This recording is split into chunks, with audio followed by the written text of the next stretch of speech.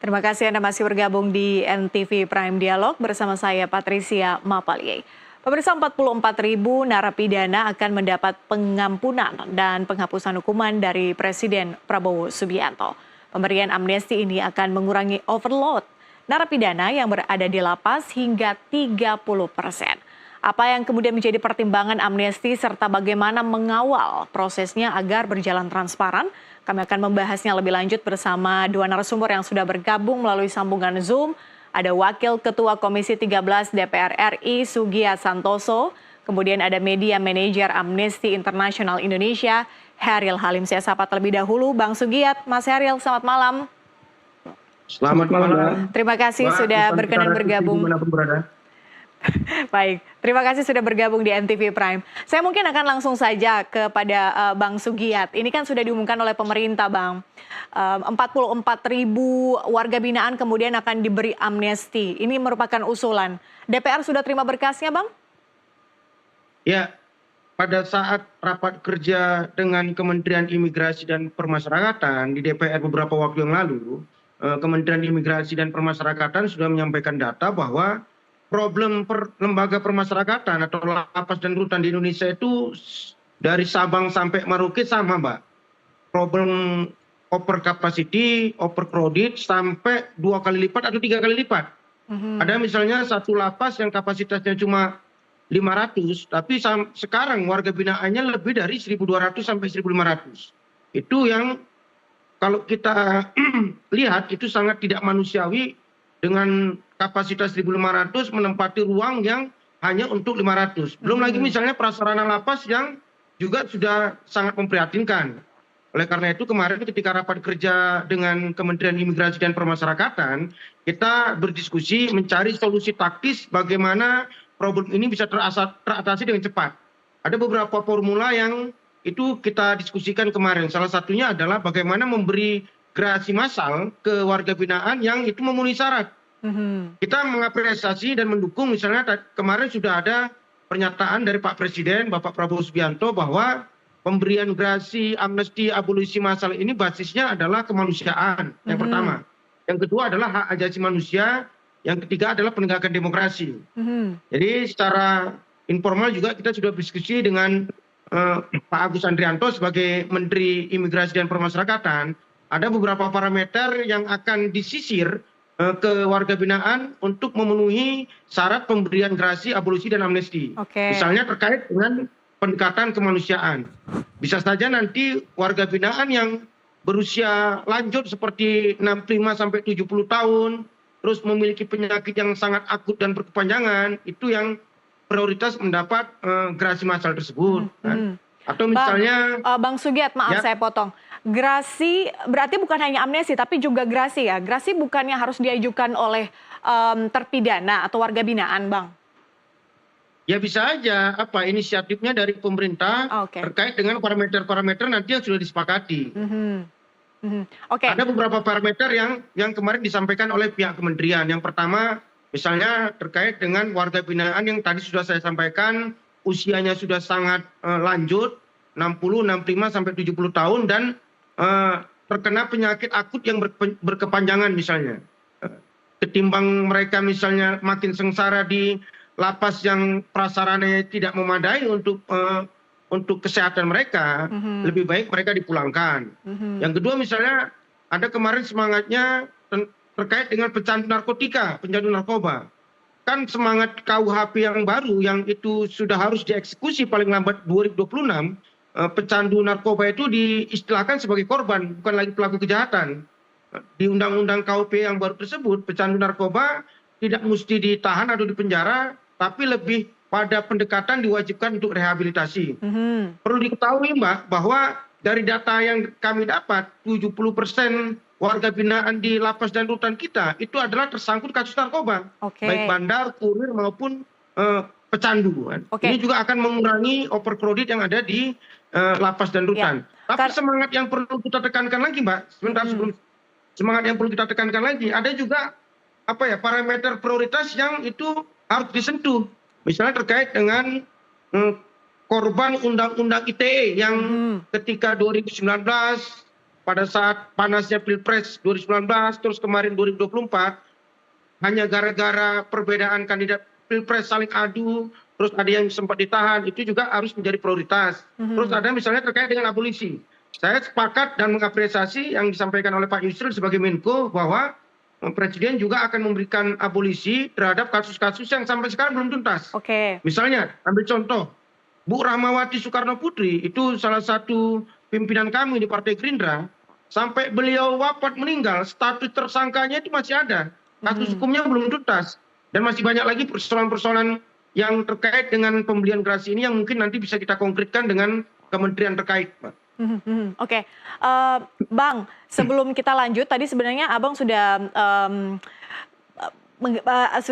menyebutkan sebetulnya 70% narapidana yang ada di lapas kita adalah narapidana narkotika. Kami sebetulnya punya grafisnya soal data itu, tapi mungkin Bang Sugiat lebih update. Tapi kami ingin paparkan dulu data yang satu ini, di mana kita punya lapas di Indonesia itu ada 526, boleh ditampilkan teman-teman. Ada 526 lapas di Indonesia, kemudian kapasitasnya 140.424 jumlah penghuni. Kemudian aktualnya adalah jumlah penghuninya mencapai 265.897. Kami sebetulnya dapat data dari Sekretariat Kabinet bahwa 52% itu merupakan narapidana narkotika. Tapi kata Bang Sugiat, terbaru adalah 70%. Artinya ini lebih besar daripada data yang terakhir kami kumpulkan di sini. Nah, Bang, sebelum saya ke Mas Heryl, tadi kan disebutkan ada 44.000 narapidana sudah berkoordinasi dengan pemerintah. 44.000 ini, kenapa kemudian muncul angka ini, Bang? Kenapa 44.000? Ya, kita tadi disampaikan oleh Kementerian Hukum bahwa kita akan melakukan secara bertahap. 44.000 itu bisa menyisir sekitar 30% dari warga binaan yang itu akan mengurangi over capacity. Tapi problemnya, Mbak, yang disampaikan oleh Bapak Presiden bahwa pemberian amnesti, gerasi dan abolisi ini pendekatannya adalah kemanusiaan, Mbak. Banyak sekali misalnya warga binaan yang itu sudah tahunan, belasan tahun, puluhan tahun, dan itu dalam konteks berlaku pun sudah baik, misalnya sudah taubatan nasuha, terus usianya sudah sepuh misalnya, terus ada penyakitnya pula yang kalau dibiarkan mereka tetap di lapas dengan kondisi prasarana lapas seperti itu sangat tidak manusiawi. Oleh karena itu, Bapak Presiden kita, basis atau filosofis dari kebijakan pemberian gerasi ini yang kami apresiasi dari DPR adalah basisnya adalah kemanusiaan, penegakan hak asasi manusia, dan demokrasi. Oke, saya beralih ke Mas Heryl. Mas Heryl, Amnesty International Indonesia menanggapi 44.000 warga binaan yang diusulkan untuk mendapatkan amnesti seperti apa? Jadi amnesti itu sebenarnya merupakan hak konstitusional Presiden dengan persetujuan DPR sesuai dengan pasal 14 ayat 2 Undang-Undang 1945. Secara historis sebenarnya memang hampir seluruh presiden mengeluarkan amnesti, mulai dari Presiden Soekarno sampai kepada Presiden Jokowi kemarin. Nanti kita lihat amnesti apa yang dikeluarkan oleh Presiden Jokowi. Jadi sekarang yang harus dijawab oleh pemerintah adalah dulu untuk menangani persoalan overkapasitas ini, solusi yang diambil ditawarkan itu adalah gerasi, tapi sekarang ramai dibicarakan adalah persoalan amnesti. Jadi ini yang harus diperjelas juga dari pihak pemerintah dan DPR, apakah yang mau diambil solusinya itu amnesti ataupun gerasi ataupun abolisi seperti yang Pak Sugiat sebutkan tadi. Ini yang harus biar tidak menimbulkan kebingungan di publik. Dan saya serahkan ke Pak Bang Sugiat untuk menjelaskan lebih jauh mengenai hal itu.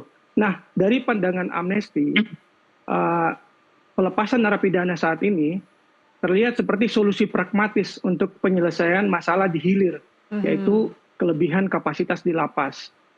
Namun, pada sisi lain, nampaknya negara atau pemerintah ini tidak memiliki niat serius untuk menyelesaikan permasalahan utama di hulu, yaitu dengan pemidanaan terkait kasus-kasus penggunaan narkotika, termasuk mereka yang menggunakan narkotika secara pribadi, yang jumlahnya berkontribusi besar pada permasalahan overkapasitas di Indonesia, seperti yang Pak Sugiat tadi sebutkan. ternyata angkanya sekitar 70%, bukan 50% lagi terhadap kontribusinya.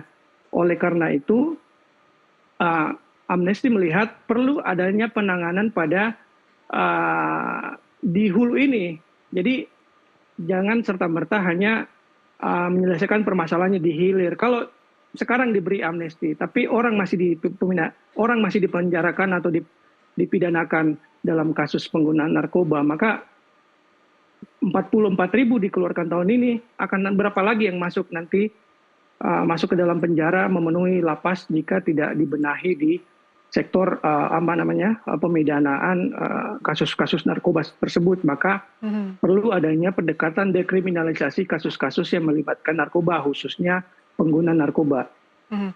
Anda sebutkan bahwa ini adalah solusi yang disebutkan pragmatis, artinya ini adalah masalah yang kemudian berulang-ulang, terus solusinya adalah dengan amnesti, berarti membuka peluang bahwa masalah ini akan terus-menerus terjadi di kedepannya.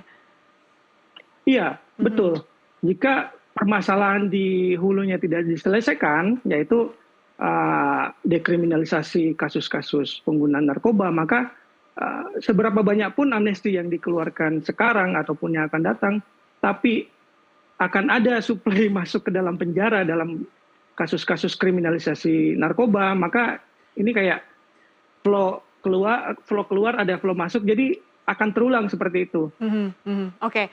Bang Sugiat mungkin ingin menanggapi apa yang disampaikan Mas Heril, katanya ini adalah solusi yang disebutkan pragmatis, sebetulnya sering sekali dilakukan, tapi toh kemudian outputnya ya masih sama lagi gitu. Apa yang ingin Anda sampaikan? Ataukah mungkin ada kriteria-kriteria yang seharusnya diprioritaskan oleh pemerintah? Seumur hidup, pemindahan dikarenakan daya tampung lapas tidak memadai atau...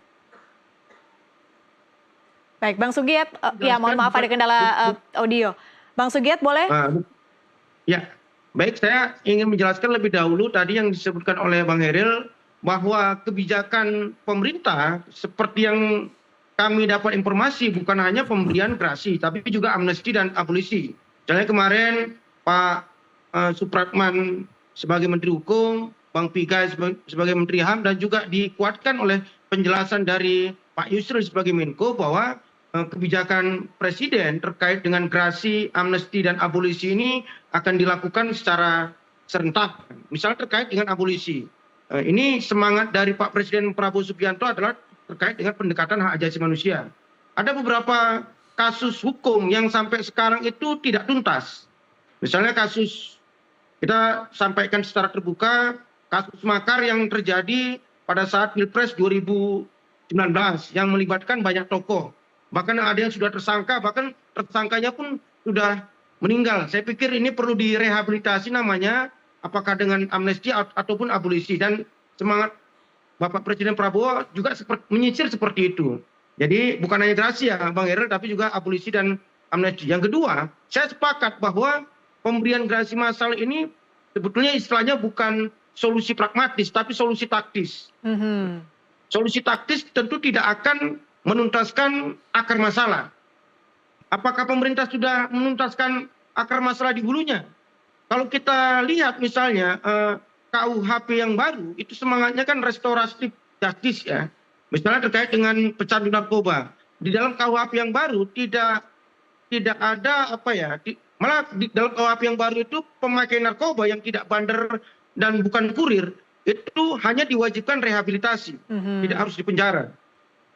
Kalau itu dilakukan secara konsisten dan itu harus dilakukan paling lama 2026 mulai pemberlakuannya, saya pikir ini akan mengurangi seperti yang dikhawatirkan oleh Bang Hairil tadi, walaupun sudah diberi gerasi massal akan masuk lagi datang warga binaan yang baru, itu akan mengurangi secara signifikan.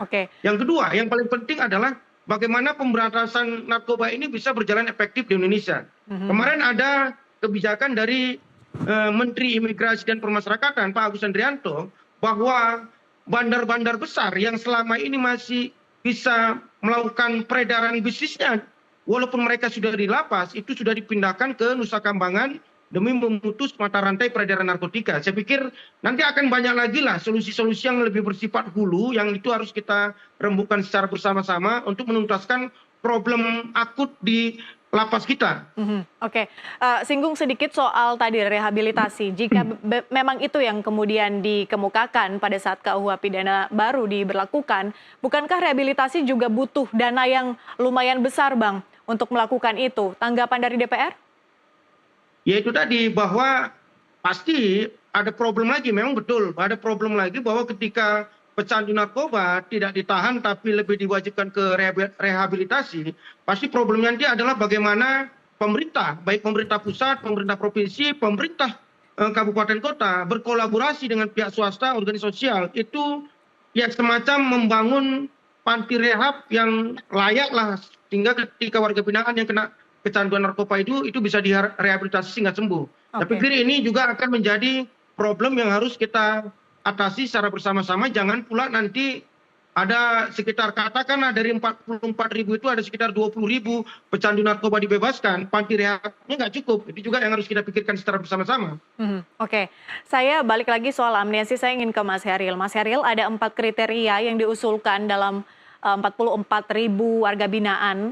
Yang pertama adalah soal kasus ITE, kemudian soal gangguan kesehatan, ada warga binaan yang mengalami gangguan kesehatan yang berkepanjangan. Ketiga adalah terkait dengan kasus Papua atau aktivis, disebutkan terakhir ada 18 orang, tapi ini perlu dikonfirmasi lagi. Kemudian terakhir kasus narkoba. Anda melihat bahwa kriteria-kriteria ini sudah tepatkah, sudah ideal? Ya, terkait kriteria itu menjadi wewenang pemerintah dalam pemberian gerasi. Tapi yang ingin kami garis bawahi di sini tetap kembali lagi tadi pada persoalan di hulu. Untuk terkait narkoba itu dekriminalisasi kasus-kasus yang terkait penggunaan narkoba, dan juga terkait ITE maupun di Papua itu juga mempunyai permasalahan di hulu yang harus harus diselesaikan oleh pemerintah. Mengapa banyak orang yang masuk penjara karena mengkritik pemerintah ataupun karena ekspresi damai, itu karena masih ada undang-undang yang bermasalah.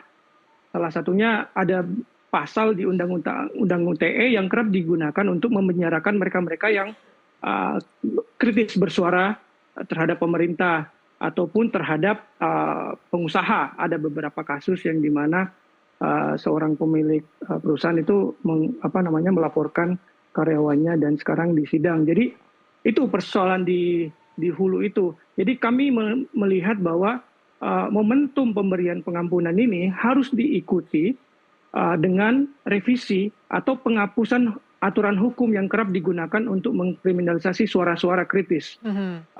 Setidaknya revisi Undang-Undang ITE yang sangat mendesak dan harus ditinjau ulang. Dan ini menjadi momentum jika benar-benar pemerintah ingin menunjukkan komitmen HAM-nya. Jangan hanya memberikan amnesti kepada mereka yang terjerat kasus ITE ataupun kasus makar. Seperti kita tahu kasus makar banyak digunakan untuk memenjarakan aktivis-aktivis di Papua maupun di Maluku. Tapi ubah ataupun hapuskan undang-undang yang digunakan untuk memenjarakan mereka. Dengan begitu tadi ketika amnesti ini diberikan, maka tidak ada lagi inflow baru dari kasus-kasus baru yang kalau menurut pemerintah ini bisa menimbulkan overkapasitas, bahwa harus dihentikan dengan merevisi aturan-aturan bermasalah tersebut. Jadi itu yang menurut amnesti penting untuk dilakukan. Jadi amnesti ini tidak cukup, harus ada tindakan perbaikan di hulu, yaitu kalau dalam kasus narkoba tadi ya udah dekriminalisasi kasus-kasus penggunaan narkoba, dan juga untuk ITE revisi undang-undangnya, pasal-pasal yang bermasalah, dan juga hapuskan pasal-pasal yang sering digunakan untuk memenjarakan warga, seperti kasus-kasus pasal-pasal makar maupun pasal penghinaan terhadap presiden atau kepala negara. Oke, berarti jangan sampai hanya pemberlakuan atau usulan amnesti, tapi kemudian harus ada respons dari sisi aturan itu sendiri. Kita bahas ini lebih lanjut, kita jeda terlebih dahulu Bapak-Bapak, pemirsa tetaplah bersama kami, NTV Prime segera kembali. Terima kasih Anda masih bergabung di MTV Prime Dialog. Saya masih berdialog bersama dengan Bang Sugiat dan juga Mas Heril. Saya ingin ke Bang Sugiat terlebih dahulu. Bang, DPR sudah berkoordinasi dengan pemerintah soal jumlah berapa yang kemudian diusulkan untuk mendapatkan amnesti maupun juga grasi, atau mungkin kriteria-kriterianya seperti apa. Tapi ketika berbicara soal warga binaan di luar kriteria-kriteria ini, apakah masih terbuka celah Bang untuk warga binaan yang tidak masuk dalam 4 kriteria ini untuk mendapatkan amnesti maupun juga grasi? Ya pasti kalau pendekatannya adalah kemanusiaan, hak asasi manusia dan demokrasi, itu kan pendekatan yang sangat luas ya Mbak ya. Mana-mana nanti warga binaan yang itu kalau dikaitkan dengan pendekatan kemanusiaan itu layak untuk diberi grasi atau amnesti atau abolisi, saya pikir itu akan masuk Mbak. Apapun kasusnya itu. Begitu juga dengan pendekatan yang lainnya. Dan memang kan ini kan baru 30% Mbak, tidak menuntaskan secara keseluruhan dari problem over capacity dan overcrowded yang ada terjadi di lapas. Saya yakin dan percaya semangat pemerintahan Prabowo Subianto itu akan meneruskan kebijakan ini sampai tuntas. Nggak mungkin juga persoalan lapas ini dituntaskan dengan setengah-setengah. Ya, bisa saja nanti angkanya bisa bertambah atau di gelombang berikutnya ada parameter atau pendekatan yang lain yang bisa kita sepakati bersama-sama supaya warga binaan itu bisa diberi grasi, amnesti atau abolisi. Termasuk juga DPR akan mengusulkan nama-nama yang dirasa perlu untuk mendapatkan amnesti maupun juga grasi? Kalau secara kolektif kolegial DPR belum membicarakan ini, tapi saya secara pribadi sebagai anggota DPR RI, saya malah ingin memprioritaskan jangan sampai misalnya dari 44.000 itu pecandu narkoba dapat grasi, tapi tadi kasus-kasus tahanan politik, kasus-kasus yang katakanlah terkait dengan undang-undang ITE itu malah tidak tersentuh, padahal di kasus itulah semangat penegakan hak asasi manusia dan demokrasinya sangat kentara. Saya yakin dan percaya dari penjelasan dari pemerintah, baik yang disampaikan oleh Pak Supratman sebagai Menteri Hukum, Bang Pigai sebagai Menteri HAM, terus dikuatkan oleh Prof. Yusril sebagai Menko, dan apalagi disampaikan oleh Pak Prabowo terkait dengan kasus-kasus yang itu menyangkut dengan urusan politik, urusan undang-undang ITE, itu juga akan menjadi prioritas yang akan mendapat grasi dan amnesti. Banyak sekali misalnya tokoh-tokoh kita yang kemarin karena perbedaan di sikap politik pada saat Pilpres itu sampai sekarang kasusnya masih gantung. Saya berharap itu nanti bisa dituntaskan dengan pendekatan apakah nanti abolisi atau grasi atau lain sebagainya. Oke, Mas Heril, bentuk pengawasannya harus seperti apa Mas agar amnesti ini tidak disalahgunakan? Jadi memang perlu ada akuntabilitas, harus ada penjelasan yang komprehensif dari pemerintah mengenai program ini. Jangan sampai nanti kategori-kategori itu tidak jelas siapa yang berhak mendapatkan. Jadi harus ada landasan aturan yang jelas yang secara eksplisit menyebutkan bahwa siapa yang berhak mendapatkan amnesti ini. Itu yang paling penting. Tentunya juga peran media penting di sini untuk tetap mengawal kasus pemberian kebijakan pemberian amnesti ini. Jadi pemerintah pertama-tama ya harus secara terang benderang memberikan penjelasan ke publik yang dimana selama ini kita cuma mendengar amnesti. Tadi dari penjelasan Pak Sugiat ternyata ada rencana abolisi juga, itu yang kurang terdengar di publik. Jadi akuntabilitas informasi yang diberikan ke publik itu juga menentukan seberapa aktif publik berpartisipasi dalam mengawasi kebijakan pemberian amnesti ini. Tapi yang satu yang ingin kami tekankan bahwa seperti yang Bang Sugiat tadi sebutkan, apakah itu solusi taktis ataupun solusi jangka pendek, kalau dalam terminologi kami, pemberian amnesti ini itu tidak menghentikan penghukuman yang akan terjadi pada masa-masa berikutnya. Kita belajar dari kasus amnesti yang dikeluarkan oleh Presiden Jokowi. Pada masa pemerintahnya ada 2 kasus amnesti. Pertama dalam kasus Baik Nuril, yang kedua itu ada kasus dosen Saiful Mahdi. Itu sudah diberikan amnesti, tapi setelah pemberian amnesti tersebut, karena undang-undang ITE-nya masih digunakan untuk memenjarakan orang, masih banyak orang yang kembali masuk penjara Mhm. karena adanya undang-undang yang bermasalah. Jadi ini yang perlu ditekankan kepada pemerintah bahwa amnesti ini tidak cukup, harus ada revisi ataupun penghapusan pasal-pasal bermasalah atau aturan hukum yang kerap digunakan untuk memenjarakan orang. Nah, Mhm. pengampunan ini atau amnesti ini sebenarnya bukan politik angka. Jadi ini bukan soal PR pemerintah mengampuni 40.000 orang. Itu mungkin terkesan besar angkanya, tapi ini komitmen pemerintah itu, apakah pemerintah mengukur bisa diukur penghormatannya terhadap hak asasi manusia itu jika pemerintah mempaketkan kebijakan amnesti ini. Setelah amnesti ini keluar, pemerintah melakukan revisi ataupun penghapusan pasal-pasal bermasalah yang kerap memenjarakan orang secara damai tersebut. Dalam sikap Amnesty International, mereka yang menyuarakan aspirasi secara damai dan dipenjarakan itu seharusnya tidak terjadi, dan bahkan mereka yang saat ini dalam tahanan maupun dalam maupun sedang dalam sidang itu harus dibebaskan karena mereka bersuara secara damai. Undang-undang inilah yang menjadi permasalahan mengapa makin banyak orang-orang masuk ke dalam penjara, memenuhi dan menambah dalam kapasitas penjara ini. Jadi tanpa pembenahan di sini itu amnesti ini hanya akan menjadi setiap tahun atau setiap berapa periode pemerintah mengumumkan kita mengeluarkan amnesti sekian ribu atau sekian ratus ribu, dan itu tidak menyelesaikan masalah tanpa diikuti oleh tindakan konkret penyelesaian permasalahan di hulu tadi yang kami sebutkan tadi. Tapi Mas Heryl, terlepas dari itu, apakah Anda melihat bahwa ini kemudian jadi bukti soal penegakan demokrasi sesuai dengan apa yang selalu disampaikan oleh Pak Prabowo? Kami belum bisa melihat komitmen pemerintah apakah menghargai HAM hanya lewat kebijakan amnesti ini. Kami perlu melihat bukti konkret pemerintah saat ini, apakah benar-benar serius memperbaiki permasalahan di hulu tadi dengan menghapuskan atau merevisi aturan-aturan bermasalah yang kerap disalahgunakan oleh aparat untuk memenjarakan orang. Ketika kebijakan amnesti ini diikuti oleh tindakan tersebut, maka kami menganggap itu baru bisa dianggap menghargai hak asasi manusia. Tanpa hal tersebut,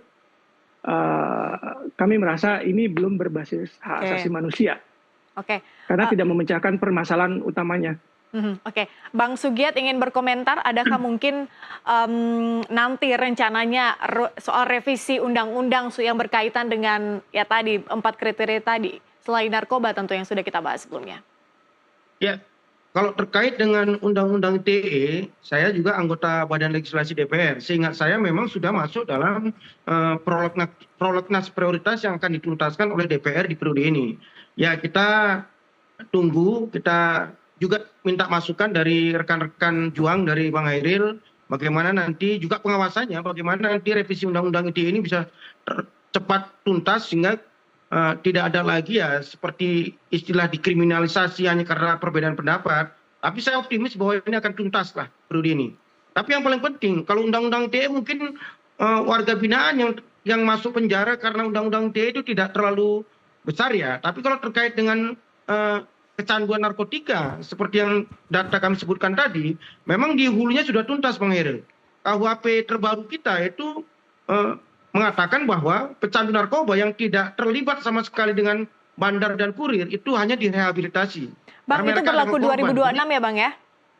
Saya pikir semangat pemerintah akan mempercepat itu, Mbak. Karena memang kemarin dari beberapa informasi yang kami dapat, misalnya di pengadilan, hakim-hakim juga punya semangat yang sama bahwa mereka tidak akan memutuskan di pengadilan pecandu narkoba itu untuk dipenjara, tapi wajib direhabilitasi. Apalagi semangat ini sekali lagi kalau terkait dengan KUHP, semangat KUHP terbaru kita kan restorasi justice ya. Tidak hanya serta-merta bahwa KUHP itu adalah dalam konteks memenjarakan orang ke penjara, tapi lebih bagaimana menemukan keadilan secara bersama-sama. Oke. Kalau terkait dengan indikator-indikator pemberian siapa yang kemudian layak untuk diberikan amnesti, dari DPR ingin berkomentar nggak soal ini? Ya, nanti DPR akan mengawasi lah secara detail bagaimana kebijakan ini dieksekusi sesuai dengan on the track ya. Kita tidak memungkiri bahwa jangan sampai misalnya ada 44.000 warga binaan yang akan diberikan gerasi atau apapun itu malah nanti bisa oleh oknum-oknum misalnya diselewengkan misalnya di lapas atau di Mhm. rutan, ya kan? Ya kita terbuka saja, Takutnya ada jangan ada dusta di titipan-titipan, antara Bang. kita. Titipan-titipan Mhm. transaksional, DPR akan memastikan bahwa kebijakan ini betul-betul sesuai dengan semangat yang disampaikan oleh pemerintah, khususnya oleh Pak Prabowo Subianto, bahwa basisnya adalah kemanusiaan, hak asasi manusia, dan demokrasi. Oke. Bagaimana kemudian DPR memastikan atau mengawasi soal transparansi dan juga akuntabilitas ini, Bang? Apakah akan meminta pemerintah untuk terbuka soal indikator-indikator penilaian itu, atau mungkin ada langkah-langkah lanjutan dari DPR?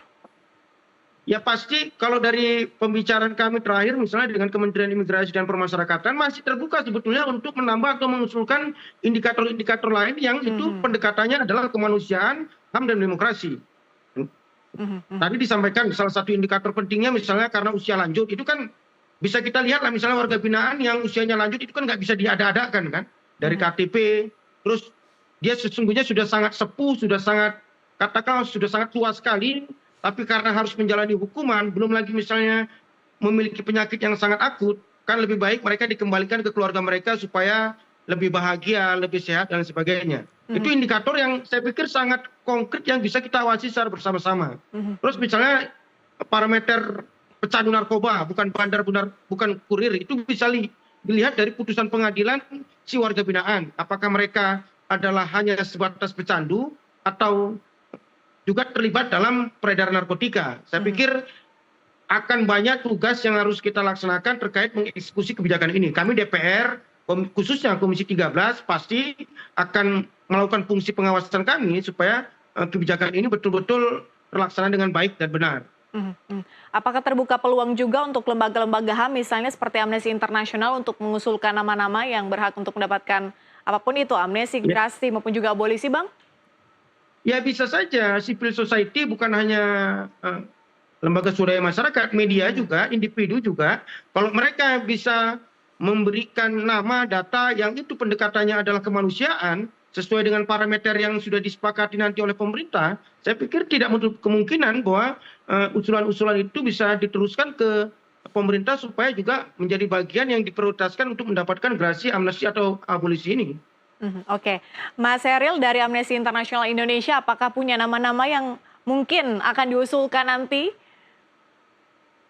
Eh, dalam kami sekarang dalam tahap memantau kebijakan ini untuk proses-proses diskusi masyarakat sipil. Seharusnya memang pemerintah sebelum mengumumkan hal ini harusnya ada dialog Mhm. kepada kelompok-kelompok masyarakat sipil jika memang pemerintah mau mendapatkan masukan dari masyarakat sipil. Jadi prosesnya harusnya kebalikannya, bahwa sebelum diumumkan kebijakan ini harusnya ada proses diskusi dengan masyarakat sipil mengenai apa saja kira-kira masukan yang bisa diberikan kepada pemerintah ataupun kepada DPR. Tapi saya kembali lagi ingin menggarisbawahi bahwa tadi selain solusi yang kami sebutkan, revisi ataupun penghapusan aturan bermasalah, harus ini juga terkait dengan uh, fungsi DPR, fungsi pengawasan DPR. Di sini kita ada Bang Sugiat, harus ada komitmen Bang dari pemerintah untuk tidak lagi mengkriminalisasi atau memenjarakan orang dengan menggunakan dengan menggunakan aturan-aturan tersebut dalam Mmm. proses penghapusannya ataupun dalam proses tinjau ulangnya. Jadi jangan sampai sebelum direvisi, jika nanti akhirnya direvisi ataupun dihapuskan masih sempat digunakan untuk memenjarakan orang. Itu Mhm. saya kira tugas DPR untuk menanyakan kepada pemerintah komitmennya untuk tidak lagi menggunakan aturan untuk bermasalah tersebut untuk mengkriminalisasi warga negara. Saya Mhm. kira Oke. mungkin Bang Sugiat punya pandangan tentang ini, dan saya rasa punya niat juga untuk mengawasi jalannya pemerintahan dengan melakukan fungsi pengawasan dari DPR untuk meminta komitmen pemerintah. Oke, itu sedang dilakukan. Tapi saya ingin bawa perbincangan kita ke sisi yang lain atau mungkin ke angle yang lain, Bapak-Bapak. Karena kami punya data soal biaya makan narapidana atau warga binaan per kepalanya adalah 20.000. Ini hitung-hitungan kasar kita adalah kalau 44.000 warga binaan dikali 20.000, ini hitung-hitungan per harinya itu bisa hemat anggaran 880 miliar rupiah per harinya. Tadi Mas Heryl bilang bahwa sebetulnya ini bukan cuma soal angka gitu ya, tapi ternyata kalau melihat hitung-hitungannya angka juga mempunyai role yang penting juga, Mas Heryl, tanggapannya. Jadi angka yang sebutkan tadi bahwa bukan hanya berapa orang yang diampuni, tapi seberapa efektif pemerintah menjalankan fungsinya untuk tidak membiarkan terjadinya kasus-kasus kriminalisasi yang bisa menambah jumlah orang ke dalam lapas. Tentunya aspek penghematan dalam hal ini juga menjadi tanggung jawab pemerintah untuk melakukan penghematan dalam dalam hal persoalan lapas ini. Tapi solusinya tidak serta-merta menurut saya hanya untuk menghemat anggaran itu pemerintah mengeluarkan amnesti untuk itu, karena amnesti itu ada banyak layer-layer di sana. Jadi bukan hanya persoalan anggaran, menurut saya seperti itu. Oke. Bang Sugiat ingin memberikan point of view Bang Sugiat dalam hal penghematan anggaran ini, Bang? Ya jangan sampai bahwa kebijakan yang mulia dan luhur ini digeser seolah-olah mau menghemat anggaran. Kesannya pelit kali pemerintah kita kan. Dan berdasarkan informasi yang kami dapat, belum pernah pula ada warga binaan yang mati kelaparan di lapas kan. Berarti kan problem makanan itu kan tidak ada problem akut lah, tapi memang problem over capacity yang itu kalau diteruskan itu malah bukan membuat warga binaan menjadi baik kan? Karena memang ya Mbak bayangkan misalnya di satu ruangan yang hanya luasnya 4x10 itu ditempati oleh 80 sampai 100 orang, itu kan sangat tidak manusiawi kan. Toiletnya sendiri satu toilet untuk 100 sampai 80 orang itu kan tidak manusiawi. Saya pikir memang pendekatannya bukan itu, Mbak. Kalau untuk sekedar ngasih makan ke 44.000 ini ya negara masih cukup kaya lah untuk itu. Tapi memang semangat yang disampaikan oleh pemerintah itu adalah ya tadi lagi-lagi saya ulangi bahwa pemberian gerasi, amnesti dan abolisi ini basis semangatnya adalah kemanusiaan, nilai-nilai kemanusiaan, terus bagaimana menegakkan nilai-nilai hak asasi manusia dan semangat berdemokrasi. Tadi kan dikatakan oleh Bang Heryl bahwa salah satu yang menjadi parameter adalah terkait dengan undang-undang ITE kita yang selalu bermasalah. Kami di DPR sekali lagi pasti kami akan melakukan fungsi kami selain pengawasan juga legislasi. Alhamdulillah memang bahwa revisi undang-undang ITE masuk dalam prolegnas kita. Kami juga pasti butuh bantuan dari kawan-kawan civil society, kawan-kawan Bang Heryl untuk terus memantau dan memberi masukan bagaimana setiap revisi undang-undang yang terjadi di DPR berkolaborasi dengan eksekutif itu memang outputnya nanti, produknya nanti adalah utamanya adalah keberpihakan dan berkeadilan terhadap rakyat, baik pasal-pasalnya maupun ayat-ayatnya. Saya pikir itu, Mbak. Oke, kita kawal bersama agar proses ini kemudian transparan dan juga akuntabel. Terima kasih Bang Sugiat, Mas Heryl sudah bergabung di NTV Prime Dialog. Kita jumpa di lain kesempatan. Selamat malam. Dan pemirsa, demikian NTV Prime hari ini. Saya Patricia Mapalye mewakili rekan Dodi Dekeizer mengucapkan terima kasih untuk kebersamaan Anda di program NTV Prime. Dan jangan kemana-mana karena usai program NTV Prime akan ada tetap rekan Dodi Dekeizer dalam program NTV Interview. Terima kasih, sampai jumpa.